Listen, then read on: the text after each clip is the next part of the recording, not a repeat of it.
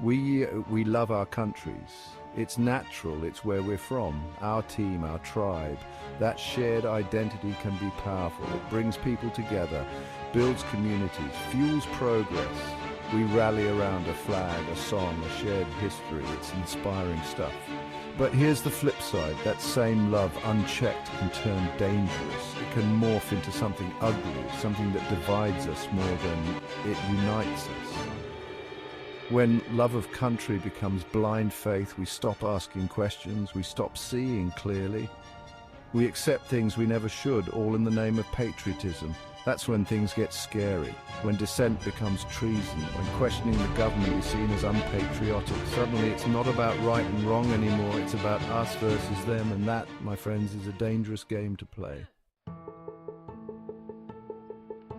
Blind loyalty is like a bad drug. It feels good at first, intoxicating even, makes you feel invincible, part of something bigger. But the high never lasts. And the crash, it's brutal, because blind loyalty demands silence, it demands conformity. It tells you to shut up and fall in line, even when your gut screams something's wrong. Suddenly you're not allowed to criticize the government, you're not allowed to question policies, even if they seem unjust. Why? Because you're told that's unpatriotic, you're told you're undermining the country, and slowly, quietly, those freedoms we hold dear, the ones that make this country great, start to disappear. Freedom of speech gone, freedom of the press silenced, all in the name of patriotism, of course, of patriotism. Think about every struggle for freedom, every movement for justice. They all had one thing in common: people brave enough to stand up and say, this is wrong. But what happens when patriotism is used as a weapon to silence those voices? What happens when the very people fighting for a better future are told they're the enemy?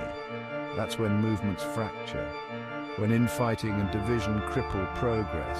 Because instead of fighting for a common goal, people are too busy attacking each other, accusing each other of being unpatriotic. It's a tragedy, really. A movement divided against itself cannot stand.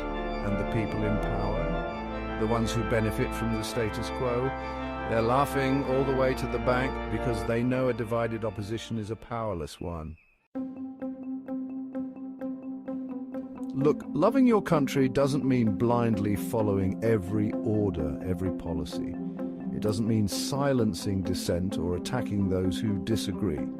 There's a better way. It's called critical patriotism. It's about loving your country enough to hold it accountable, to demand better, to fight for justice and equality for all. And it's about recognizing that true patriotism isn't about blind obedience. It's about active participation, about speaking truth to power, about standing up for what you believe in, even when it's hard, even when it's unpopular. That's how we make our country and our world a better place.